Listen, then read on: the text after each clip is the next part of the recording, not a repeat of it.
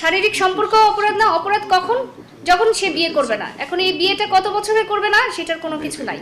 আর অপরাধ কার? শুধুমাত্র পুরুষের। তো এই ধরনের যে লিঙ্গ বৈষম্যমূলক আইন, অর্থাৎ একটা আইন কিন্তু লিঙ্গ বৈষম্যমূলক হতে পারে না। অন্যান্য দেশের যে এক্সাম্পল টানলেন, সেখানে বেশিরভাগ দেশেই আসলে এই ধরনের কোনো অদ্ভুত আইন নাই।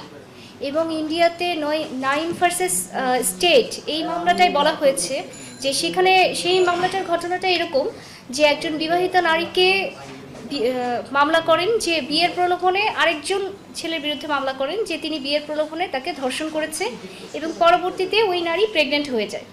তো প্রথমে ওই পুরুষের 10 বছরের শাস্তি হয়, হাইকোর্ট সেটা কমিয়ে 7 বছর করে, কিন্তু সুপ্রিম কোর্ট বলেন যে এটা আসলে কোনো ধর্ষণ নয়, যেহেতু ওই মেয়েটা নিজেই প্রাপ্তবয়স্ক ছিল এবং নিজে অনৈতিক সম্পর্কে নিজের ইচ্ছায় জড়িয়েছেন, অতএব এটা কোনো ধর্ষণ নয়। শুধুমাত্র ওই যে শিশুটা তার ভরণ পোষণের বিষয়ে আদালত আদেশ দেয়।